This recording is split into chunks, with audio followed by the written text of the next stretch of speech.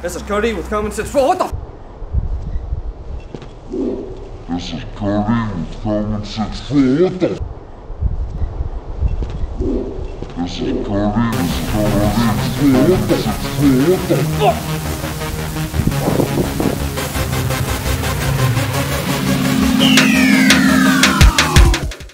Hey everybody, how's it going? What's up? Cody and James back.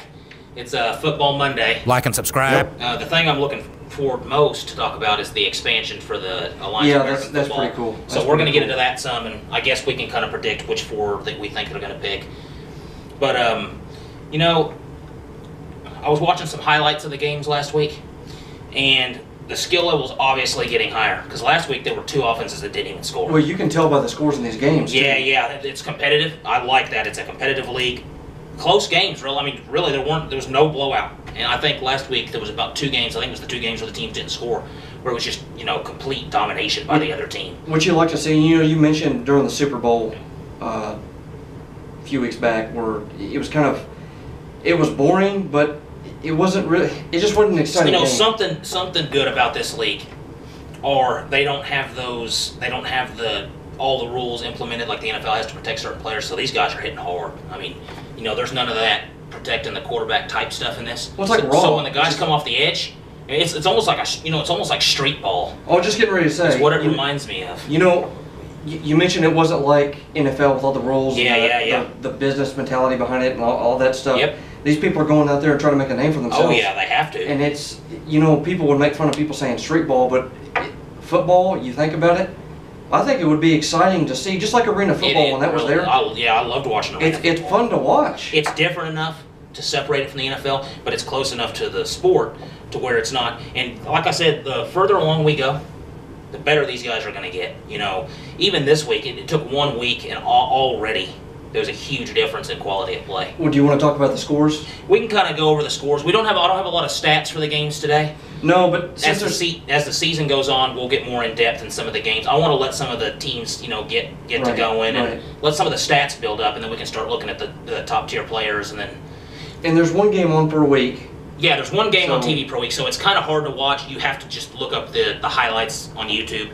So it's hard to get a sense of the whole game because, you know, just highlights is just going to show the good stuff. But from looking at these scores, like we said, they were even. Yeah. Arizona beat Memphis 20-18. Yep, 2018. Mm-hmm. 2-point game. Close game. Close game. Birmingham versus Salt Lake, 12-9 defensive game. Birmingham's defense has played good 2 weeks in a row. I guess if you're in Alabama, I guess you just automatically you have a good defense.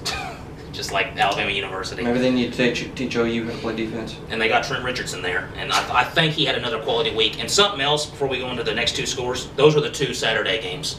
Okay. The quality and difference from the guys that had decent length NFL careers to the guys that didn't. You can tell obviously the skill difference, but I think those guys will end up catching up.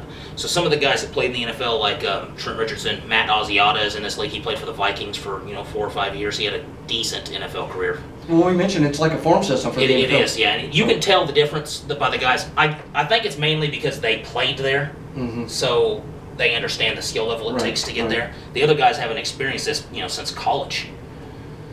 And then the last two games, you got Orlando versus San Antonio, 37-29. 37-29. That was probably the biggest. Yeah, that was the highest scoring game. And then the last one, you had San Diego and Atlanta, 24-12. Now, San Diego going into this game was a big underdog, I guess, because they just looked at how the two teams played last week. So it's exciting. You got games that are close. You got games where teams that are expected to win come out and actually don't. They're surprised. Yep. And you mentioned a big injury in one of these games. Yeah, it was Orlando defensive player, Ryan Davis, Sr. He collided with one of his teammates. I think it was helmet to helmet. He had to be carted off the field, in the ambulance. So it might have been a neck or a back injury. The other guy walked off on his own power, but he was wobbly, so I'm assuming that's probably a concussion.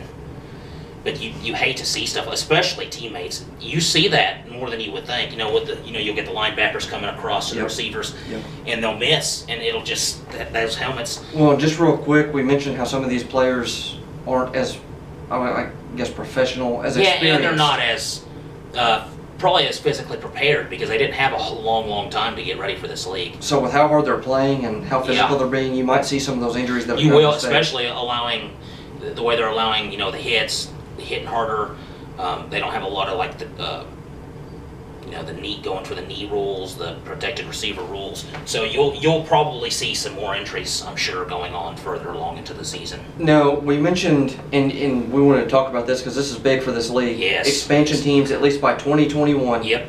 That's their cutoff date. And you want to mention the 12 Yeah, teams? they want to get 4 teams, 2 Western and 2 Eastern Conference teams.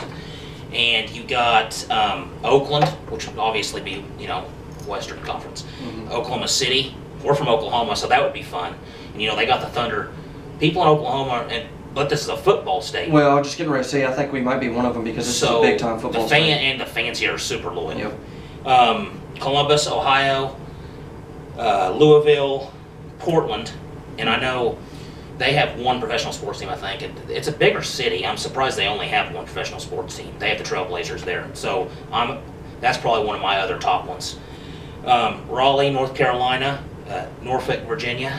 You got Omaha, Nebraska. Omaha, Nebraska, Yeah. which is, they had I can't remember the name of the football league. It was an older football league, kind of like the Arena Football League, but it was way before then. It was like in the 70s when the NFL was still coming up. They had a really successful football team in that league in Omaha. So I think that's why they're considering them, because if you really think Omaha, Nebraska, you don't think of a huge city or a lot of people, but they had a lot of support for that team. Right. Hartford, Connecticut. Of course, it's up in the Northeast, so you got Pennsylvania, New York City, all those places, but they have NFL teams. Mm-hmm. So it's a toss-up, really. Charleston, South Carolina, which is interesting to me. You don't have a lot of pro team. I mean, you have the Panthers, I guess, but I don't know. South Carolina doesn't have a pro team. So Boulder, Colorado, which I thought was super interesting, kind of different. They have a hockey team. They have a hockey team, yeah, and in Toronto, which of course, that's a cool one. The Canadian Football League is popular there. Now their rules and stuff are a little bit different. Well, Canada for a while has been wanting to kind of do something like this. Yep, and they have a Canadian Football League team. The Argonauts, Toronto Argonauts, are there, so they would have to compete with that, which I think might push them away a little bit because they already have a team. Yeah, but this expansion team is exciting because it shows you that this isn't just like some silly gimmick one-off thing that they're wanting to do. They're wanting to build this up. I think Portland and Oklahoma City are 2 of the top ones. That's exactly who I was going to pick. Yeah. I think there's 2 of the top ones. The other ones are kind of, now Oakland might be a big one because they just lost the Raiders. Raiders are going to Las Vegas. That's right. So they could bring them in. They don't have a pro football team there now. So I think Oakland's a high possibility. With them just leaving just now, I don't know if they'll be trying to implement It's hard to say. Columbus, I think, might be a dark horse. I know that's one a lot of people may not think of. Oh, yeah, I was looking at that. Because I think they mainly have, I don't know, do they? Yeah, they have a couple of pro football teams up that way. But, it's hard to say whoever takes over the team is going to decide that. It's going to be a big decision on where they want to go. But, yeah, I would say Oklahoma City and Portland, based off of Portland only having the Trailblazers and Oklahoma City being a big football state and only having the Thunder here. I think those are probably my 2 top favorites. We wanted to shift to college football. Yeah, kind of talk. I mean, we're not going to go deep into it because they just started it. But it's something to talk about. They had so many transfers this year in college football. People were calling it, quote, college football free agency.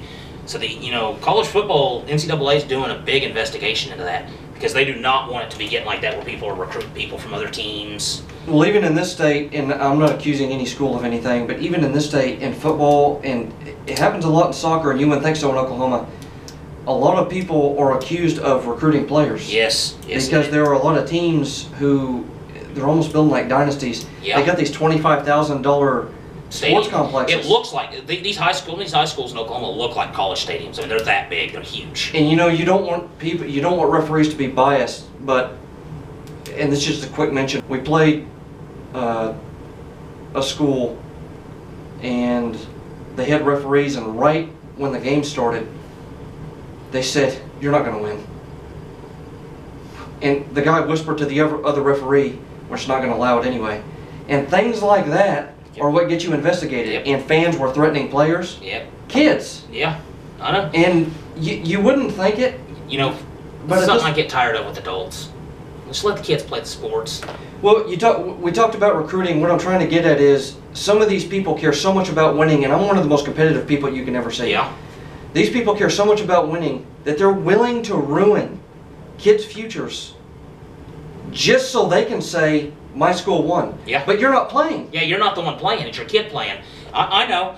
And you see it. You see it in all levels. You're starting to see it in the Little League now. You know, you get the city board here. I had a parent cuss me out when I was refereeing one time because I gave their kid a red card for punching the kid in the face. I know. In the middle of the field. And then they wonder why the kids act that way. Don't you throw my, whatever, baby out of the game. Well, for one, you just cussed at your kid. And two, you're making yourself look like a fool. Yep. People, when it comes down to it, these are kids. When they become professional or when they're going into college, I understand. You're really competitive. You want them to have a future. Yep. Fine. But don't live through your kids so much that you're willing to throw their future away. Yeah, ruining their experience. And, you can tell I'm getting a little passionate about that because I've experienced stuff like that. Yeah. But it's just, we can almost do a whole segment about that. We could, and as the investigation goes on, we'll talk about it. Anyway, guys, that's been it with Cody and James, Common Sense Sports. Yeah, enjoyed this talk today, football talk. Like I said, there wasn't a lot today, but it should still be a decent length. We had enough to go over. Couple mentions. We are getting our logo just started. Yeah, we're getting it started today. It's going to be painted soon. We're making it look, trying to make it as perfect as possible. Yeah, make it look nice. But anyway, guys, this has been it with Common Sense Sports. Cody and James. Make sure to hit that like, subscribe, notification bell, leave us a comment. Anything you want us to talk about. We got, of course, we got our sports. We're starting hockey at the end of the week on Friday this week. And the challenges that we're doing this week, a lot more edits, a lot more graphics in there, get a lot better Starting at to that. love those. Those are starting to look really, really good. So make sure you tune into the challenge. Yeah, tune into the challenge next. Have a good day. Hey guys, Yeah. All right, guys.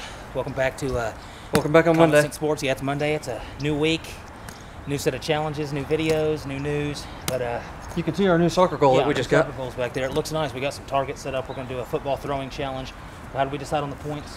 5 points per target you hit, and then 10 on the top 3. We got a special marker on the top 3. So if we hit the center of that, it's worth 10 points. Yeah, hopefully it should show up. So I'm going first. So let's go ahead and get started. All right, let's do it. Let's go. Head in the game. That's my new saying. Head in the game. So we each get 5 throws, one for each target. I'm going first. You weren't far off.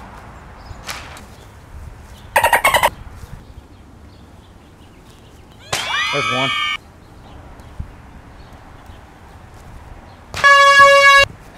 Here's my first 5 throws. See what I can do.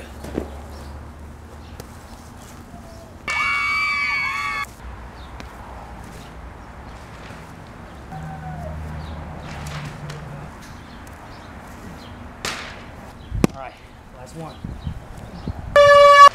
So we both hit one. We both hit one. We both got 5 points. We're just going to get 1 ball each. So whoever has the most points after this, sudden death, Let's do it. is the winner. Let's go.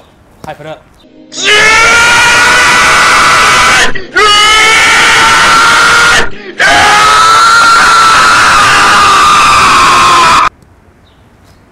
You're not going to hit it. You're not going to hit it. You're not going to hit it. All right. You're not going to hit it. Gotta hit this. You're not going to hit it. This one's in. Here we go. Round 3. Third round of sudden death. It's not really sudden death. Unbelievable. He nicked it. All right, so here's my go. Cody nicks the paper. He doesn't want to count it, but it counts because he hit the paper. So I got to hit one to keep it going.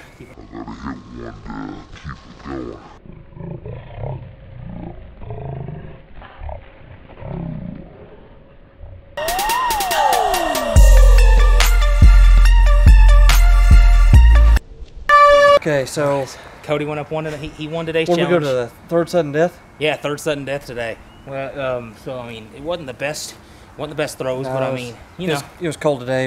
Yeah, it's been cold we've been doing the challenge videos today. No, It's it's been not a very cold all good day long, excuse, so but- I mean, well, it affects you. Not a very good excuse, but we just didn't do good today. But that's been it with Common Sense Sports. Cody and James. Yeah, like, subscribe. Hit that notification bell, leave Yeah. a comment, and we'll see you tomorrow. Yeah, see you guys tomorrow. Have a good day.